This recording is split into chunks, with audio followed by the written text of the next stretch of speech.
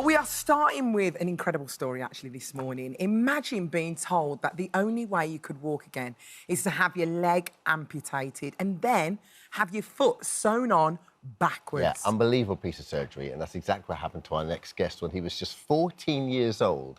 Ibrahim Abdulrauf started to experience leg pain, which he first thought was a football injury, but doctors later discovered he had a rapidly spreading bone cancer. He then underwent the unique procedure of having his leg amputated and then his foot reattached to his knee backwards, which not only allowed him to walk again, but also actually saved his life. And we're delighted to say Ibrahim joins us now to tell us more. Hi, you're right. So nice to meet you. Oh, Nice thank to you meet for too. joining us. Oh, pleasure. So lovely to have you. Now, this is such a unique type of surgery. It's unbelievable, actually. But just take us back to the time when it all went wrong. What was happening? I know you were playing football, but what happened? I was feeling completely fine. It was literally just one evening, I had a sort of pain. It wasn't really that noticeable. I just thought I got kicked when I was playing football, during a tackle. So what sort of pain was it? Just a numb agony, a numb pain? It was just like a dull ache. When you get punched and you just have feel that you've just been punched. So why would you think that was any different to a normal, right? You just carry on. So it was just in the motion of 1 second, just feeling that pain of getting punched or pushed, just that little sensation I had during the evening, and there wasn't even any overlapping pain. But when I went to sleep, and then I just woke up the next morning and I tried to put weight through my leg and I couldn't weight bear at all. So it literally from feeling fine and having no pain, it went from the threshold being 0 to 10 out of 10 agony. The next morning? The next morning, yeah. So you're only 14 when this happened, weren't you? Yeah. So what did your mum then do? You got in touch with the hospital or the doctor? Or I bum shuffled down the stairs because I couldn't walk at all. And even I was dumbfounded. I thought, what's going on? Why's my leg not working for? And I was getting really worried, and I went down, told my mum, and she thought that I'm just making up excuses to try to get the day off from school. Really? Is that what she thought? Yeah. That's what we're mums, aren't we? That's the reaction, of course.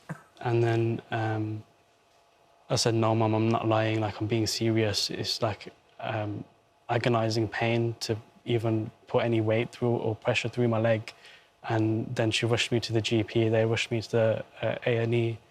And then they done a X-ray, and it showed a swollen bone over my bone. So it was a little lump. So there's a swelling on top of the bone? Yeah, and then they said that it's a cyst or a boil or just a cluster of fluid. And that they're going to do a biopsy to extract it, and it shouldn't be nothing to worry about. So then they found the osteosarcoma. The pain was getting worse and worse, and I was taking more doses of morphine to manage the pain, and then the pain wasn't getting better and the lump was getting bigger and bigger. So the treatment of antibiotics that they gave me for bone infection wasn't doing anything.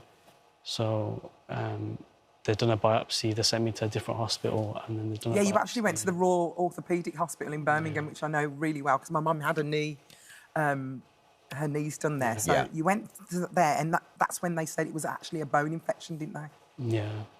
So then they extracted some bone from my leg and sent it to the labs, and the results came back quite quickly, and the doctor just came in. I was in A&E, I'd been in hospital for 6 weeks, and I was waiting for the results to come back, and I was just on antibiotics with that. So you've been in the hospital still. 6 weeks?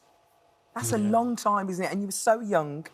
Yeah. So, Ibrahim, you got cancer, you went through chemo, but then they decided that your leg needed to be amputated.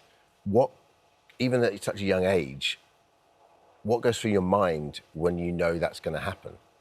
I couldn't believe it. I thought it was fake, and I was telling them to do the test again. I was just pretending I wish I was dreaming. I didn't want to hear the sound of anyone's voice telling me that you need to go get treatment and you need to go here and you need to do this and you need to do that. And it went from being absolutely fine without a care in the world to living in a nightmare. Sure. Yeah. And then just being in and out of hospital all of the time and having all of the symptoms from the chemotherapy was like unexplainable. Like I couldn't explain this like chemical torture, and it they flush you with like antibiotics for 2 weeks after giving the dosage to flush the chemo drugs out of the system, because it's literally a poison. If it stays in your system, you can actually die from having it in your system, because it obliterates like all cells. It's like TNT exploding in your body. And that's how the doctors explained it to me as well, because I'd have my chemotherapy and then I was supposed to be recovering at home for 2 weeks, but then the side effects would get so bad I'd just end up hospitalised again, and I'd be on like platelets and blood transfusions and antibiotics and anti-sickness medications. There is a happy ending to this story, and it's an unbelievable piece of surgery that these doctors have done. So can you explain what they did and how it's changed your life? So I had the tumour in my knee, and my foot was healthy and the top part of my leg was healthy. It was just the middle part that needed to be removed. Yeah. So then they saved the residual limb and sewed it back onto the top of my thigh, but backwards. So they rotated it 180 degrees. Why did they do that?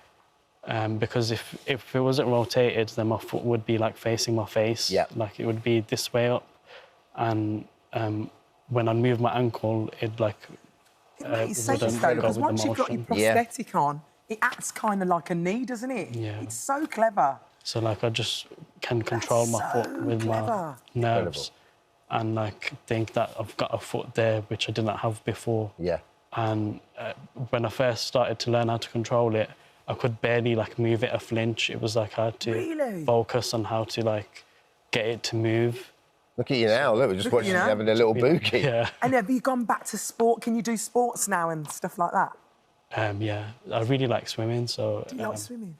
But I have to take my leg off, so I just swim with my arms. So. And badminton as well. You doing badminton? Yeah. And you're on social media. I love the fact that you're so positive about everything as well. It's unbelievable. What is it that drives you through? Just being able to still be alive and have like the second chance to experience every day and still be able to be independent and not rely on anybody and still get out and about and live a normal life. It's incredible. Listen, you're an inspiration. Your surgeons, the medical team around you are an inspiration as well to be able to do it. So clever. So clever. Thanks for joining us. And thanks for telling your story. Yeah, thanks so much, Ibrahim. Thank you so much for visiting our This Morning YouTube channel. We upload new content every single day, so go ahead and hit that subscribe button, and we'll see you in the morning.